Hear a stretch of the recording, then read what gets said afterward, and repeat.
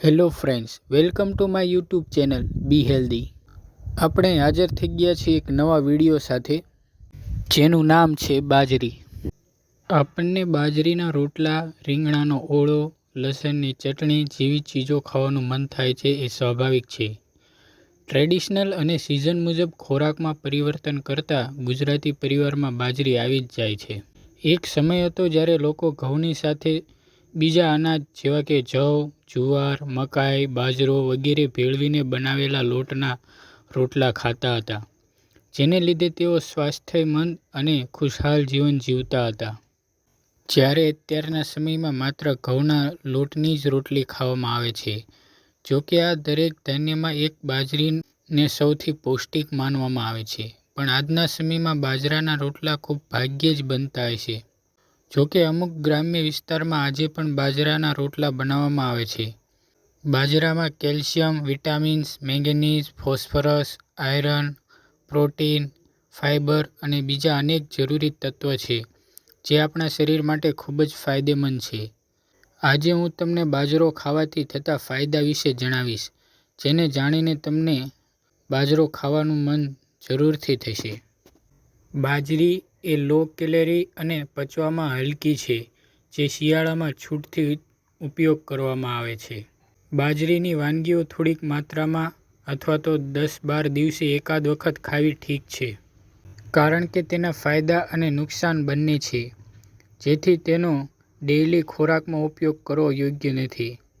હવે વિડીયોમાં આગળ વધતા પહેલા, જો તમે આ વિડીયો પહેલીવાર જોઈ રહ્યા હોય તો અમારી ચેનલને લાઇક અને સબસ્ક્રાઇબ જરૂરથી કરજો. તો ચાલો શરૂ કરીએ. બાજરીના ફાયદા. એનર્જી વધારે.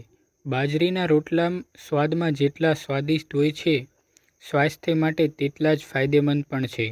ઘઉં અને ચોખાની તુલનામાં બાજરામાં અનેક ગણી એનર્જી હોય છે.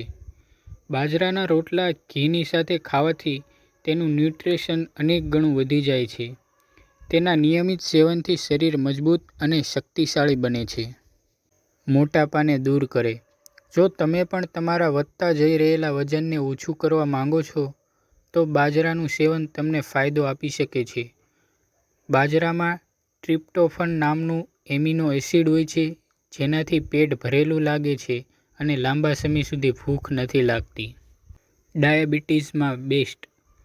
બાજરીના રોટલાનું નિયમિત સેવન કરવાથી ડાયાબિટીસનો ખતરો ઘટે છે. બાજરીમાં રહેલા ડાયાબિટીસ ટાઇપ 1ના પ્રભાવને રોકે છે. હાડકાં માટે બેસ્ટ. હાડકાંઓને મજબૂત રાખવા માટે બાજરી બેસ્ટ ઓપ્શન છે. તેમાં ભરપૂર પ્રમાણમાં કેલ્શિયમ હોય છે, જેથી બાજરીના રોટલાનું સેવન હાડકાં માટે હેલ્ધી છે. સાથે જ શિયાળામાં રોજ તેને ખાવાથી તે બોડીમાં કેલ્શિયમની કમી થવા દેતું નથી, જેનાથી બાજરીના રોટલા હાર્ટના દર્દીઓને રાહત આપે છે. તેમાં રહેલું નિયાસિન નામનું વિટામિન કોલેસ્ટ્રોલ ઓછું કરવામાં મદદ કરે છે, જેનાથી હાર્ટ સંબંધી બીમારી થવાનો ખતરો ઘટે છે. સાથે જ તેમાં રહેલું પોટેશિયમ અને મેગ્નેશિયમ બીપીને કંટ્રોલ કરવામાં મદદ કરે છે. બાજરી ઉષ્ણ ગુણ ધરાવતી પિત્તવર્ધક છે. એ કફ ખોતરીને કાઢવાનો ગુણ ધરાવતી હોવાથી શિયાળામાં એના સેવનથી કફ થતો નથી, અને જો થયો હોય તો છૂટો પડીને નીકળી જાય છે. ગરમ તાસીરને કારણે ઠંડા પ્રદેશમાં તેમજ ઠંડી સિઝનમાં એનું સેવન કરવાથી શરીરને ઉષ્મા મળે છે. હવે આપણે જોઈએ કે તેના અમુક ગેરફાયદા પણ છે. કબજિયાત કરે. કડકથી ઠંડી ન હોય અને છતાં જો બાજરી ખાવામાં આવે તો એનાથી નુકસાન થઈ શકે છે. ઘણા લોકોને બાજરી સદતી નથી, એ ખાવાથી કબજિયાત થાય છે. ગરમ તાસીર તેમજ કબજિયાતને કારણે હરસમસાની તકલીફ થવાની શક્યતા પણ વધી શકે છે. પિત્તની તકલીફ હોય અથવા ગેસ અને એસિડિટી રહેતા હોય ત્યારે પણ બાજરી ઓછી ખાવી જોઈએ. ભરપૂર ઘી સાથે ખાઓ. આજકાલ બાજરીનો રોટલો ન સદવાનું એક કારણ રૂખો રોટલો ખાવાની આદત પણ છે. ડાયટિંગના નામે લોકો સૂકો અથવા તો માત્ર નામનું ઘી અડાડીને બાજરીનો રોટલો ખાય છે.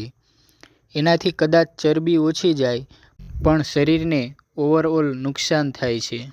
ફેટની ચિંતા હોય તો ગાયનું શુદ્ધ અને જૂનું ઘી વાપરવું. તમે જોયું હશે, રોટલામાં ઘણું બધું ઘી ચૂસાઈ જાય છે, રોટલો ગરમ હોય ત્યારે જ એનું ઉપરનું પડ કાઢીને ભારોભાર ઘી પીવડાવેલો રોટલો બેસ્ટ કહેવાય. બાજરીનો પિત્તકારક ગુણ ગાયના ઘીથી સંતુલિત થાય છે. તો આ હતા બાજરી ખાવાના ફાયદા અને નુકસાન બંને. Thanks for watching this video.